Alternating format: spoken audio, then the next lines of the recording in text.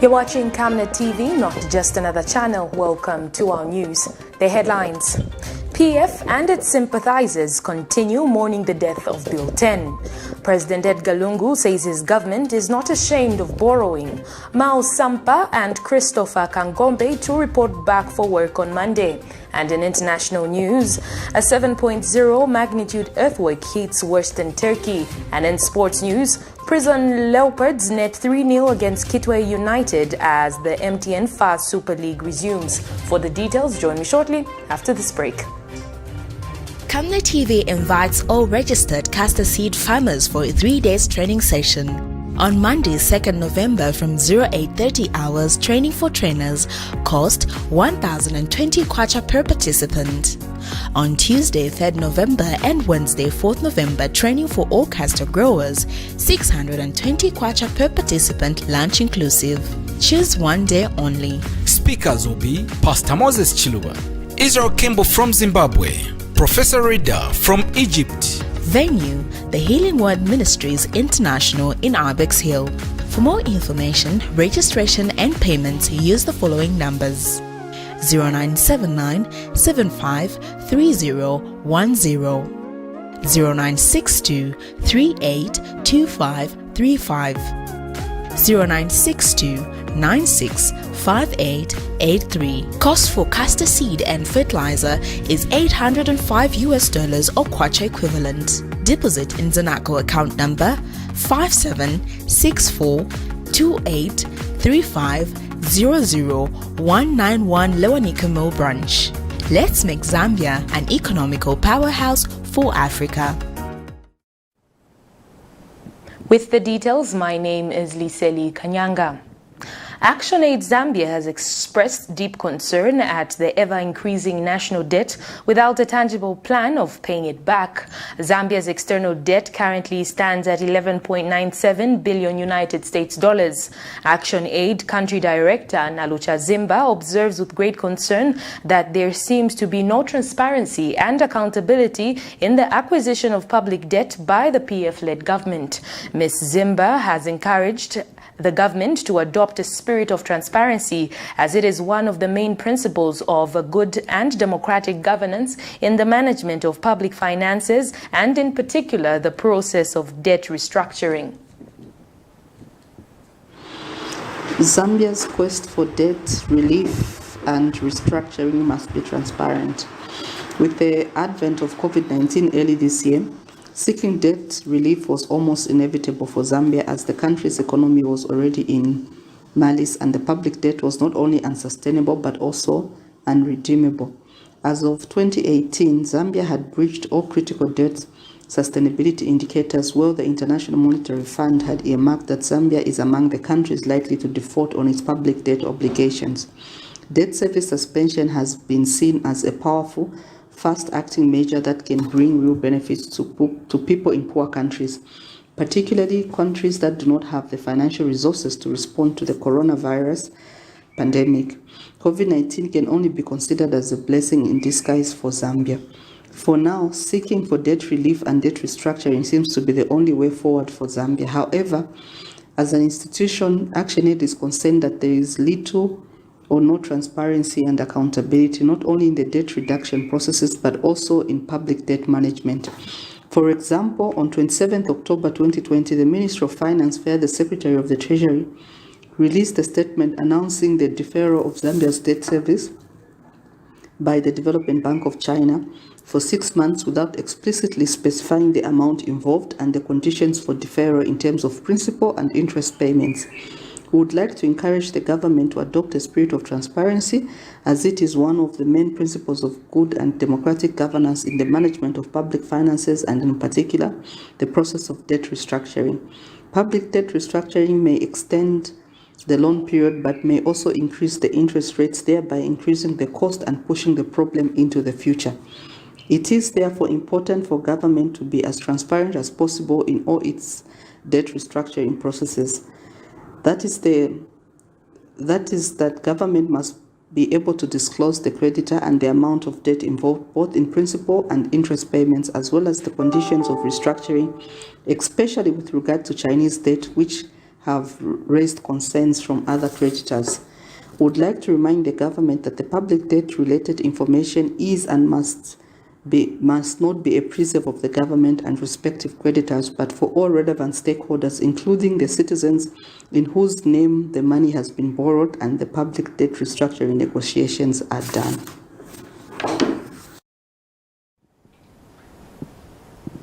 But President Edgar Lungu has charmed critics of debt, saying his government is putting borrowed money to good use. Speaking when he commissioned the Arcades flyover bridge, the head of state explains that while people continue attacking his government on debt, it will continue borrowing and investing in sectors that will change the face of the country. He emphasizes that his government is not ashamed to have borrowed money, as it is not being used against the will of the Zambian people. President Lungu notes that while the government critics continue to campaign that government is reckless for having borrowed, they are, however, shy to tell the people how the borrowed money is being used. The head of state said it is from borrowing that government has managed to rebuild Lusaka. Roads open up more areas. They provide access to employment, social health, and education services. Hence, a good road network is crucial in fighting poverty. Despite various stakeholders condemning the government over its massive road infrastructure development agenda, President Lungu says the Patriotic Front administration is not ashamed that it has borrowed money to change the face of Zambia. The Indian High Commission of Zambia, Excellency Mr. Lukam Jato Kante, senior government officials, representatives from AFCON's Infrastructure Limited and other contractors, Chief Executive Officer present, members of the press, distinguished invited guests, may I simply say, ladies and gentlemen, but also to forget my fellow candidates who are ever present. Good morning.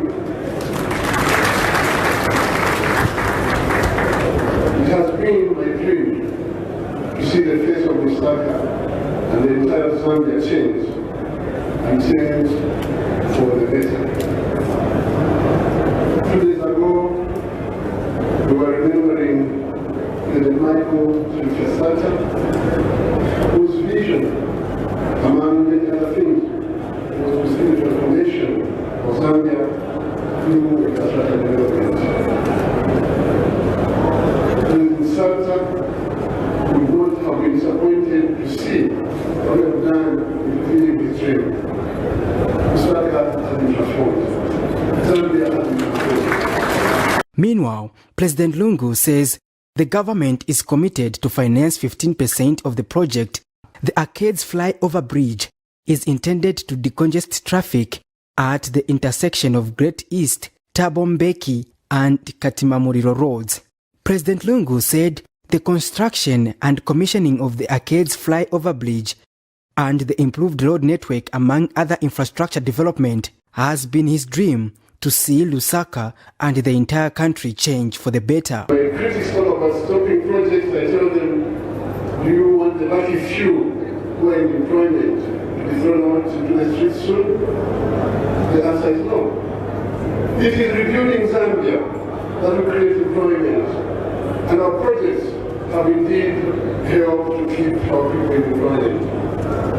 This is why I should take this moment to thank the Indian government for the financial support to the Lusaka Development Project, for which this bridge I'm commissioning today is one of the combinations.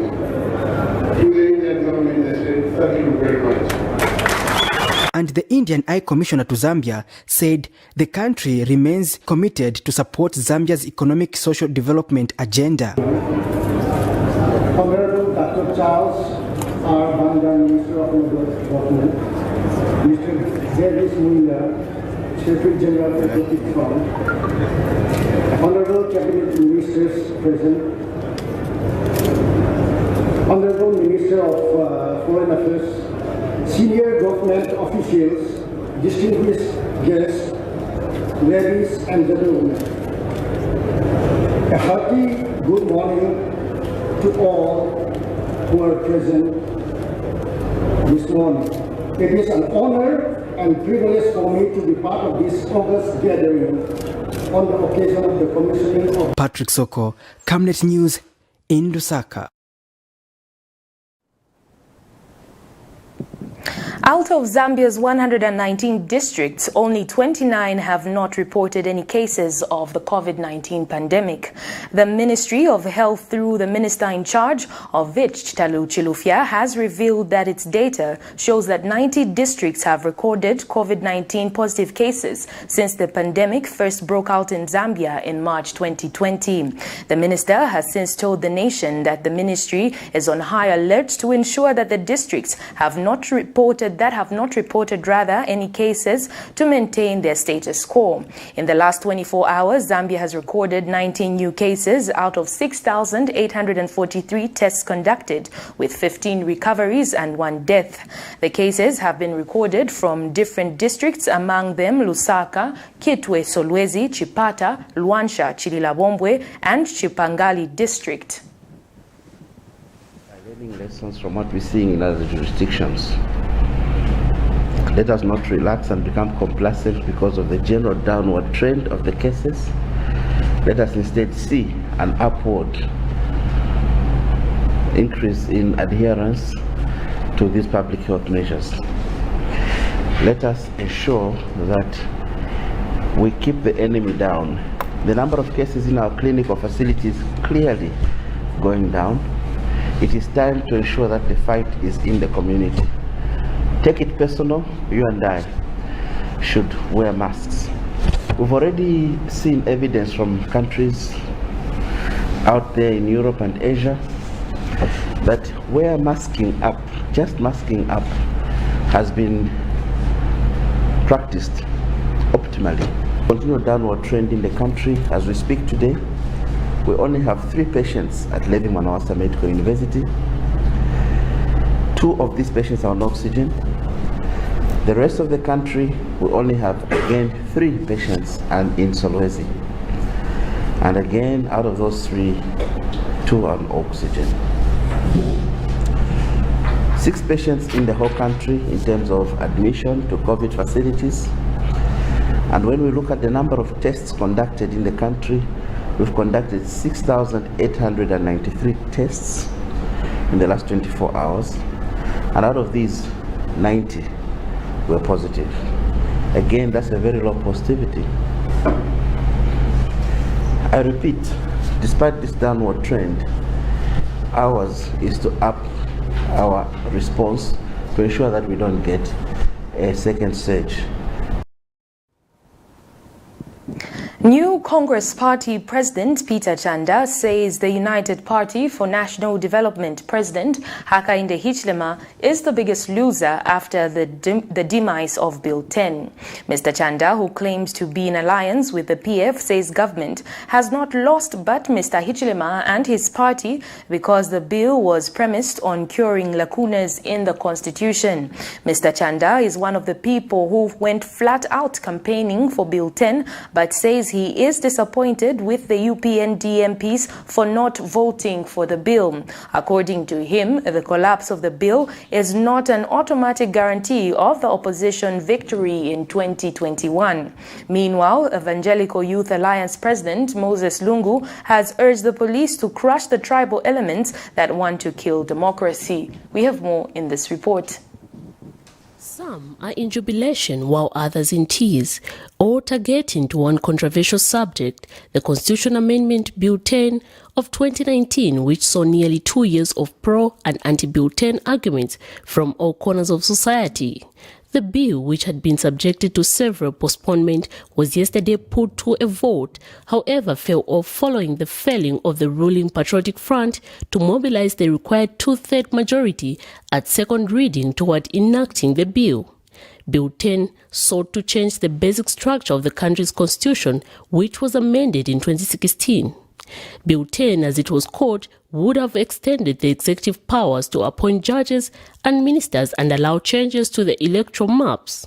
And New Congress Party President Peter Chanda has expressed disappointment with the behavior of the United Party for National Development MPs in Parliament. He says the collapse of the bill is not a guarantee that the UPND will win the 2021 general election. Our people only speak in the ballot. It is time to send the UPND in political oblivion. I want to state that by sabotaging the Progressive Constitution Amendment Bill number 10, UPND have signed a warrant for political oblivion. And I want to state that we are going to make sure that we campaign as New Congress Party will be fielding members of parliament in Southern Province. And I'm happy to announce to the nation that right now I have my leadership in Lusaka who have come from Southern Province, who are mobilizing, and those that are standing and meeting candidates that are standing in all constituencies in Southern Province. The people of Southern Province are tired with the retrogressive kind of politics being advanced by the UPND. So my call to the Zambian people is that let's stand together and make sure that we put to rest people that do not mean well. Meanwhile, Evangelical Youth Alliance President Moses Lungu says the fight for the Constitution is a battle between the light and darkness. An attempt to address the lacunas of the Constitution could have provided the Zambian the stability that we deserve, which is going to guarantee development, the sustainable development that this country needs. So we are calling on the police to be on high alert to make sure that any tribal elements are crushed down if they are coming in the form of a political party. And speaking for the church, I'm appealing to our church mother bodies to realize that this is an assault on the church. This is an assault on the preamble of the Constitution. And the introduced article that could have been amended to ensure that most of the pieces of legislature in this country are influenced, or we take values of Christians, values of the Bible, to be cross-cutting issues in the whole formulation of the Constitution. Now this has been denied to the church, and as a church we cannot afford to keep quiet. Miriam Kemba reporting for Camnet TV News in Lusaka. And Mufulira Member of Parliament Evers Chibanda has described the flopping of Bill 10 as a bad day for Zambian politics. According to him, he wished and prayed that the bill goes through, but is disappointed that his wishes never came true. All I can say is that this is democracy. It's at play, and this house is governed by rules. So, unfortunately, the will of the people has not been attained. So there's always another opportunity. This is what democracy is all about. You say this is a sad day for politics? Well, it's a sad day for politics, but even then, nothing has been lost. We are still Zambian people. We still look forward to the betterment of things to come. But really, politics being what it is, there's always a winner and a loser. You are happy or you are sad? Well, I was on the other side, so generally I can't be happy, but life goes on. Thank you. The Christian Coalition says it is inspired with the vigor exhibited by gallant members of parliament who have shown good governance by standing with the majority Zambians by rejecting the controversial Bill 10. Christian Coalition Zambia Secretary General Paul Kankuta explains that Bill 10 had the powers to change the current constitution to empower the ministers to stay in power till the general elections. Dr. Kankuta explains that the rejection of the bill signifies the will of the majority Zambians who spoke against the bill. On Thursday, Parliament failed to pass the Constitution Amendment Bill number 10 of 2019 beyond the second reading after failing to garner the two-thirds majority threshold. Good morning, ladies and gentlemen, comrades in Zambia. This is the press release on the failed or flopped Bill 10 amendment. The Christian Coalition Zambia is today inspired with the vigor shown by our gallant members of parliament who have shown their power to work for the poor majority Zambians to reject the destructive and retrogressive Bill 10, which we as the coalition has never supported just from inception, when our leaders even knew that it was a failed project. We do understand that few of our rural populace could understand the dangers of enacting Bill 10 till today that it has been thrown out of discussion. The Bill 10 amendment had all the powers to change the current constitution and empower the current cabinet ministers to continue in office till the day of voting, which should have exempted the previous cabinet ministers from paying the money they plundered during the 2016 general election. The Bill 10 flop now empowers even the common Zambian to push for the payment of that court judgment, the money that court judgment passed for the poor Zambian to recover the plundered taxpayers' money. Now that everyone knows that Bill 10 is a buried issue, it remains each one's mandate to prevent our country from further plunder by supporting irrelevant programs like formation of the Privatization Commission of Inquiry, which seem to be targeted at fixing few individuals at the expense of siphoning huge sums of taxpayers' money, yet knowing that we now have enough learned lawmakers who will stand to protect the marginalized poor Zambians. We all want to see a better Zambia instead of praise. Meanwhile, Chapter 1 Foundation says the collapse of Bill 10 is a collective victory for the Zambian democracy and the future of its people. Foundation Executive Director Linda Kasonde, in a statement, says since President Frederick Chiluba's attempt to stand for a third term in office, the Zambian people have learned to stand together on matters that affect them. Ms. Kasonde states that Zambians will forever stick together and remain resolute against elements that want to slide the nation into dictatorship. She says now that the bill has failed, it is time to set aside political affiliations and forge a unified national agenda that will benefit Zambians from all walks of life. The former Law Association of Zambia president says Zambia is faced with serious challenges such as mounting debt and inflation, a declining economy, corruption, social disintegration, and political disharmony, hence the need for togetherness in finding lasting solutions. Before we go for a break, here's a recap of the UPND celebration. Immediately after Speaker of the National Assembly, Patrick Matibini, announced that the bill had flopped. The celebratory party was held at Mr. Hakainde Hichilema's new Kasama residency.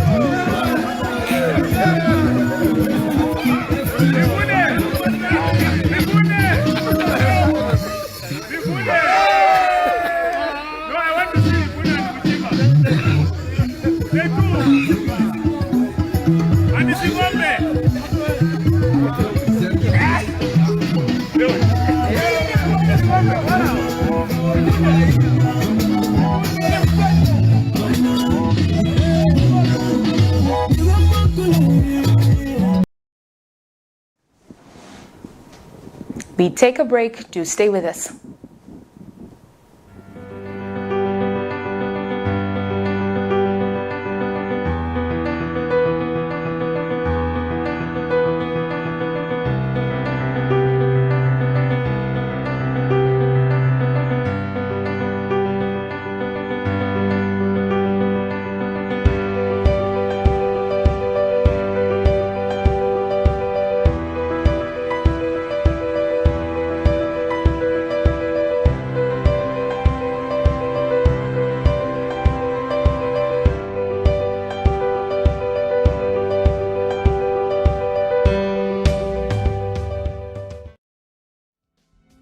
Stay home, stay safe.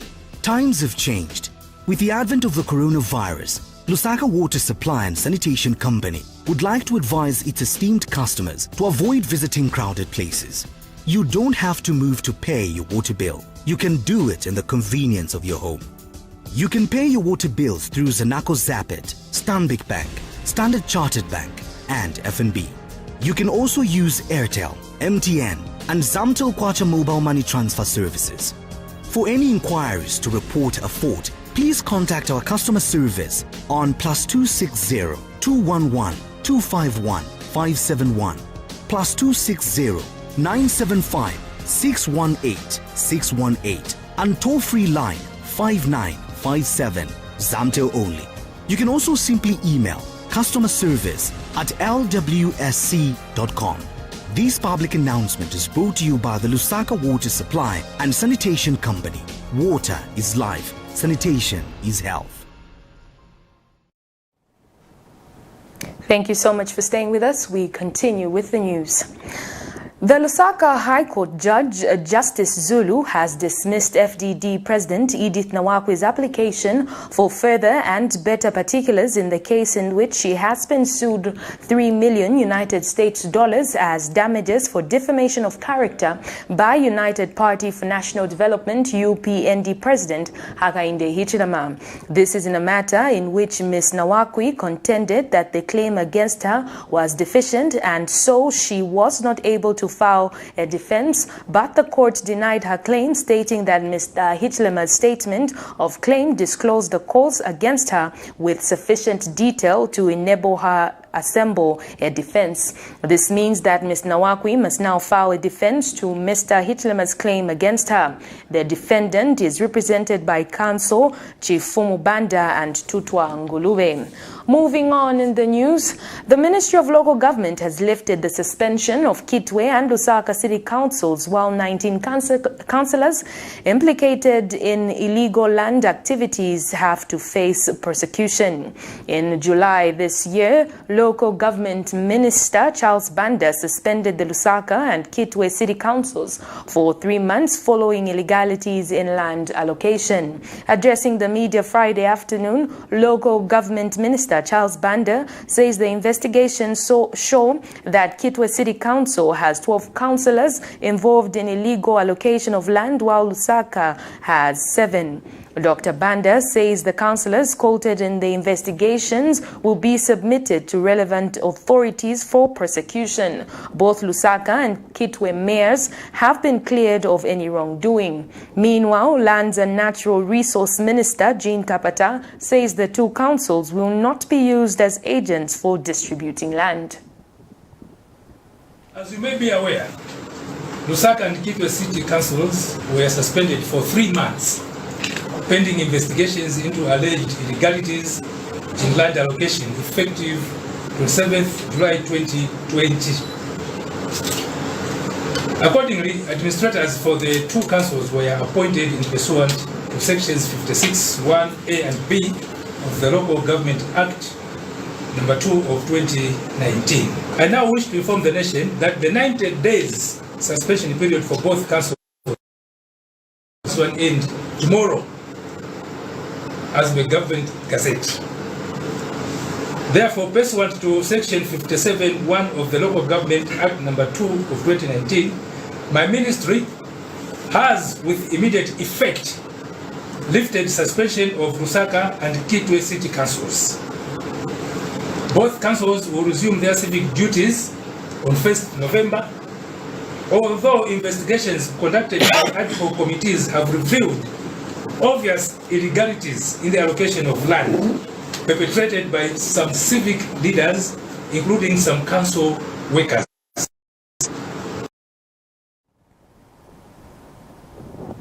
Zambian National Men's Network for Gender and Development is calling for the arrest of more than 1,700 men responsible for impregnating 1,784 girls in Eastern Province that have so far dropped out of school between January and September 2020. Organization National Coordinator Nelson Banda is saddened that the country has continued to record huge numbers of girls being robbed of their future through teenage pregnancies, resulting in them dropping out of school. Mr. Banda states that these statistics indicate that the country is being robbed of prospective women leaders who could contribute immensely to the development of their communities and the country at large if they are not pushed out of school through teenage pregnancies. He has since called for more concerted efforts aimed at reaching men with information and knowledge concerning recognition, respect, and promotion of girls' and women's rights, as well as prosecuting perpetrators of vices such as impregnating underage girls. We're demanding for the arrest of all the men that impregnated those girls in Eastern Province, because the law is very clear that having sexual activities with underage girls is a criminal act. And we're not just talking about teenage pregnancies, because some of those cases are actually falling in the defilement bracket, meaning that the girls knowingly or unknowingly they were defiled by those men. So this is the more reason why we are asking authorities, particularly the Zambia Police Service, to work with the communities, the parents and the girls themselves, to ensure that those that are responsible are brought to book, because we cannot have a situation where more than 1,000 girls are impregnated in less than 6 months of being out of school. So this is a very alarming situation which needs the attention of the government and other stakeholders. But in the first premises, we are demanding that the culprits must be arrested because they were having sexual activities with the underage girls.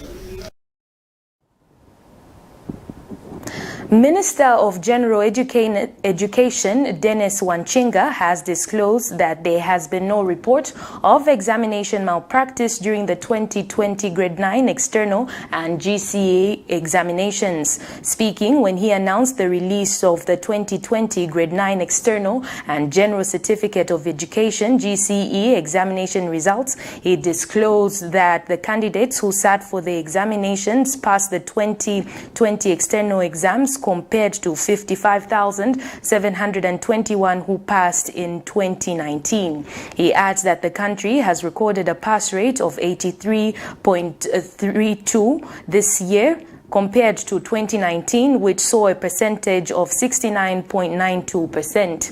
He says out of 35,796 who wrote 6 subjects, or more than 8,530 candidates representing 25.83% obtained Grade 9 certificates, while 59.90% obtained statements and 4,713 failed the exams. He adds that more boys with a percentage of 27.06 obtained certificates than girls with 24.76%. Meanwhile, the minister reiterated that a percentage of 89.50%, which is a total of 98,443 candidates who sat for the GCE exams, obtained the general certificate, representing an increase of 80.9%, who obtained the GCE in 2019. 35,796 who wrote 6 subjects or more. Now there was a group of 35,796 who registered and sat for 6 subjects. 8,530 representing 25.8%. They obtained their Grade 9 certificate. So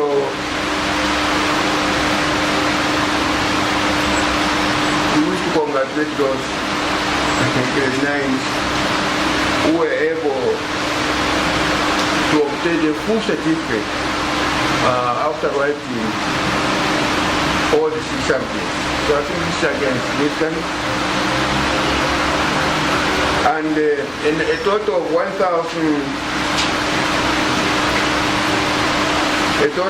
19,786, or 59%, obtained statements.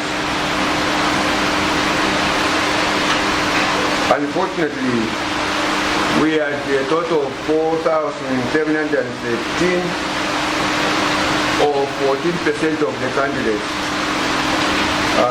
failing this examination. When we tried to analyze the performance of our candidates by sex, we noted that more boys, that is to 70%, more boys than girls obtained certificates. But you saw that there were more girls registering, showing interest to move on with education, but the pass rate was slightly lower than what we saw in the boys. Still in the news, Minister in the Office of the Vice President, Olipa Piri, says government is concerned with the increased number of children born with spina bifida in the country. She says in order to eliminate this disease, government is ensuring that adequate medical services are made available in all corners of the country. She reiterates that it has been noted with great concern that the continued increase of spina bifida in children is because most pregnant women do not deliver in health centers, hence posing the high risk of diseases to newborn infants. Speaking when she was officiating at World Spina Bifida Day in Lusaka, the minister urged all women across the country to make it a habit of doing ultrasounds, as it will help them in ensuring a safe delivery of the baby. Spina bifida is a birth defect that occurs when the spine and spinal cord don't form properly. This opportunity to thank the board of our Care House of Hope Zambia for the recommendable job that they are carrying out in their quest to mobilize resources to assist our brothers and sisters who are being troubled by spina bifida hydrocephalus condition.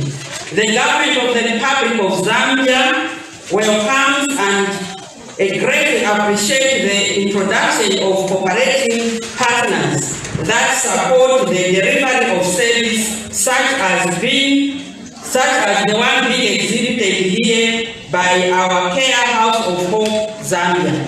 Our Care House of Hope Zambia has a noble mandate of providing care to our patients of spina bifida and hydrocephalus during a post-care to vulnerable youth and children living with spina bifida and hydrocephalus in our country. Children with spina bifida and hydrocephalus condition face a lot of challenges characterized by access to proper education, lacking of access to collect medical treatment, and many more due to their condition. Lack of access to better schools, rejection in the employment sector. They are also rejected in the community as they are kept hidden or restricted from making public appearance either by their parents, relatives, and guidance. Young people at the Foundation of Hope Orphanage have called on government and well-wishers to continue supplementing their needs so that they can be able to live dignified lives. Those interviewed by Camnet TV News say if the orphanage continues to receive the support, it will help them meet their social needs such as education and eventually grow up to be responsible citizens. This was after they received a donation of assorted items from members of staff from from the Ministry of National Development and Planning. The Ministry of National Development Planning has acknowledged that there are many challenges orphanages like Fountain of Hope continue to face in trying to meet basic needs. It is for the same reason that members of staff from the Ministry of National Development Planning on Friday 30th October 2020 took time to extend a good gesture to underprivileged children at Fountain of Hope Orphanage. They donated assorted groceries and second-hand clothes as a gesture in commemoration of the country's 56th independence anniversary. Ministry of National Development Planning, Director of Human Resource and Administration, Nicolin Nyoni, read the speech on behalf of the Permanent Secretary, Dennis Chisanga. Our visit to this orphanage comes barely a week after Zambia commemorated its 56th independence anniversary, whose theme was 24th October 2020, Zambia at 56, one land, one nation, building our future proud and free. We are here in recognition of the efforts and sacrifice made by our dearly beloved departed founder, Honorable Roger Smwewa, MP, in helping to build the future of our dear children. The donation that we will present today is to bring hope to you that society still cares about you and that during this independence period, we are thinking about you. This event, therefore, in line with the theme, is part of the efforts to ensure that you have successful futures going forward. And Fountain of Hope chairperson Annie Mwewa expressed gratitude for the gesture. We're so thankful to all of you for this gesture that you have made this morning. And in honoring my husband, I'm very happy to have you here because it's not a lot of people who think about the children at Fountain of Hope, especially when it comes to technocrats. So for you technocrats to come together and share a little and still think that you need to choose Fountain of Hope, for me it's a great honor today. As I said earlier, it's the work that we're doing here, it's really in partnership with all you well-wishers. We're not donor-aided, so every child, to feed the 230 children that we feed every day is not an easy task. But with all of you coming in, a gesture like this one cannot go unnoticed. All I can say is that I'm so grateful on behalf of the children of Fountain of Hope. I pray that this is the beginning of a relationship with yourselves and ourselves. And speaking on behalf of young people on the sidelines of the donation activity, Musonda Kwenda urged other stakeholders to emulate the move exhibited by the Ministry of National Development Planning members of staff. I would like to say thank you for our visitors.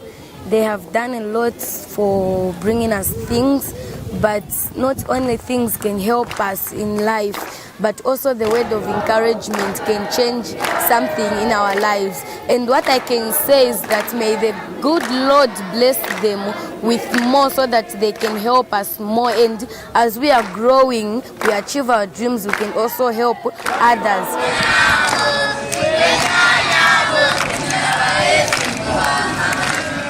Patrick Soko, Camnet News in Lusaka. We take another set of commercials. Do stay with us as we have international and sports news. Don't go away. From time immemorial, we have had different types of lighting options, from those that can burn down our investments in minutes to those that dig holes in our pockets due to constant replacement and huge consumption of our Zesco units. Savenda Electric introduces the new and advanced electric bulb with cutting-edge technology of LED that has low power consumption, gives out bright white light, and lasts up to 25,000 hours. Savenda Electric manufactures all types of LED light, like plastic LED fluorescent tubes, down lights, ceiling lights, outdoor fittings, and solar street lights made to customer specifications. Let's live on the bright side of life by choosing the wide range of Savenda electric lighting solutions that are available in all leading stores and supermarkets countrywide. For orders, call 0962-642-490 or email jnbunda@savenda.com or pchabula@savenda.com.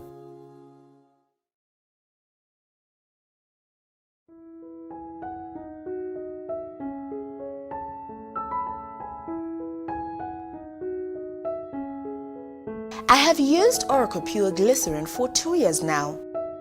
It has really worked for me. It has cleared all the black spots on my face. It has restored my skin beauty. It also smoothens the skin. Try Oracle Pure Glycerin for perfect skin. If it's not Oracle Glycerin, then it's not Pure Glycerin.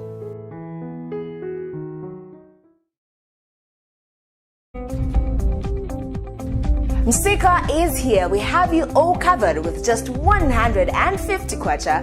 You can advertise every day from 17 hours to 18 hours. For a 30-second ad, get the benefit of selling your products and services on Msika. For more details, call our marketing department on +260 953 995099 +260 962 444-726 or +260 971 177 467. Email us on info@camnettvafrica.com. Terms and conditions apply.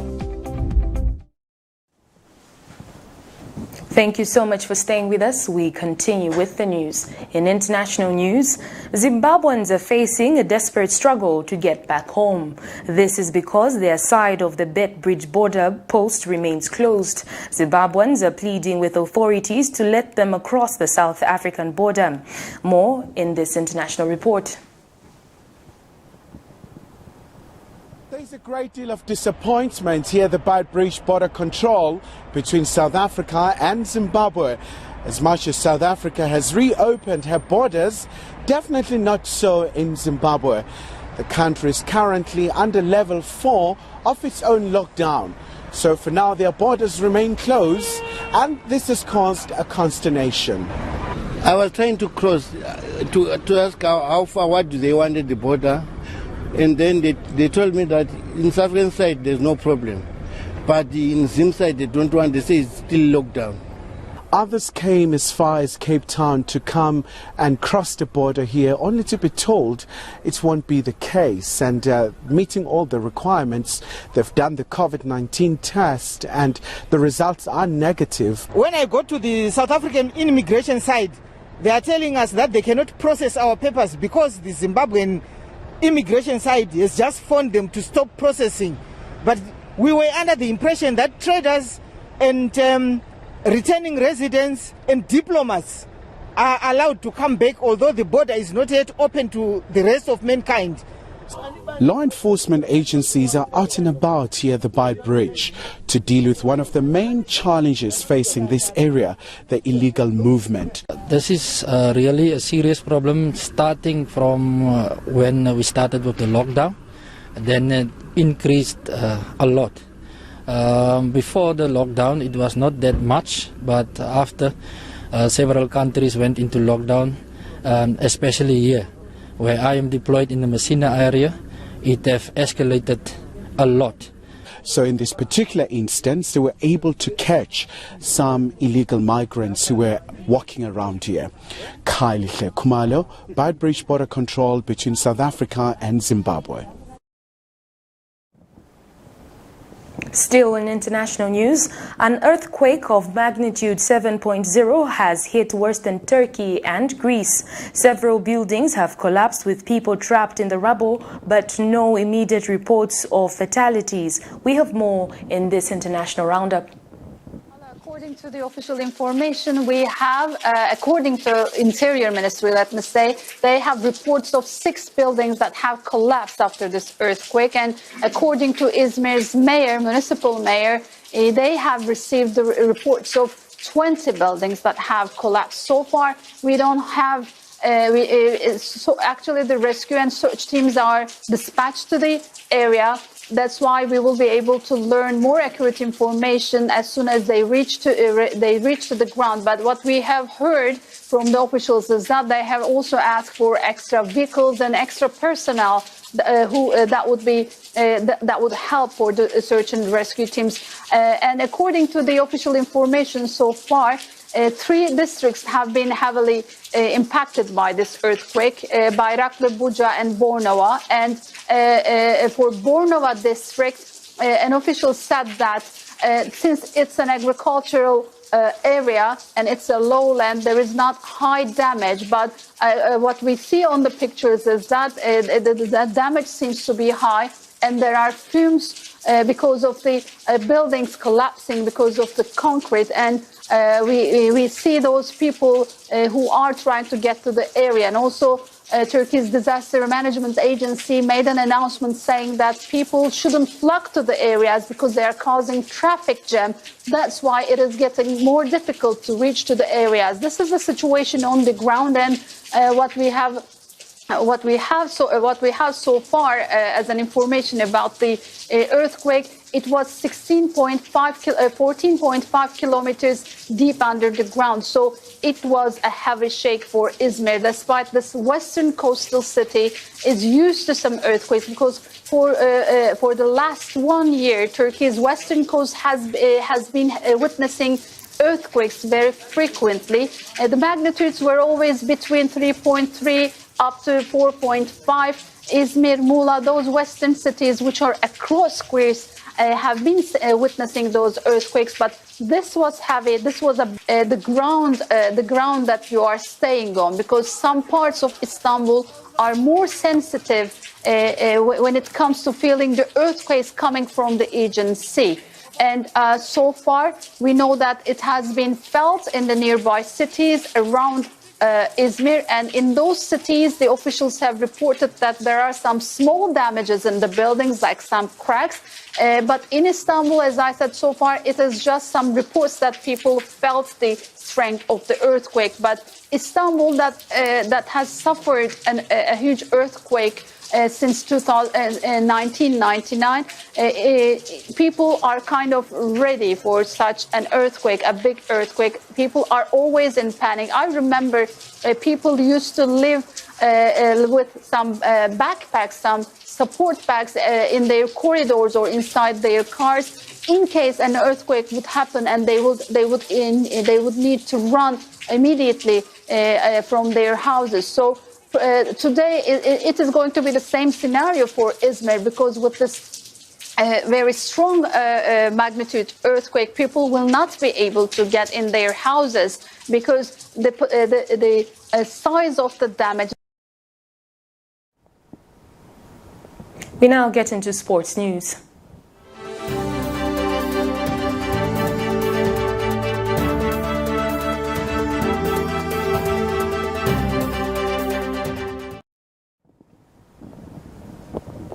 Newly promoted Super Division side Kitwe United Friday afternoon beat fellow promoted side Prison Leopards at Garden Park in Kitwe. This follows the resumption of the elite Zambian Super League. Leopards secured their first 3 points of the season courtesy of goals from Francis Zulu in the 11th minute, Simon Nkandu in the 18th minute, and Junior Zulu in the 79th minute. That sports item brings us to the end of the news. But before we go, a look at the headlines once again. PF and its sympathizers continue mourning the death of Bill 10.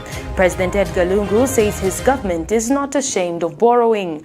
Mao SAMPA and Christopher Kangombe to report back for work on Monday. And in international news, a 7.0 magnitude earthquake hits western Turkey. And in sports news, Prison Leopards net 3-0 against Kitwe United as the MTN FAS Super League resumes. The Camnet World Verse of the Day is coming from the book of Ephesians 1, verse 7, and it reads, "In him we have redemption through his blood, for the forgiveness of sins in accordance with the riches of God's grace." On behalf of the entire news production crew and myself, Liseli Kanyanga, thank you so much for watching Camnet TV News on Camnet TV, not just another channel.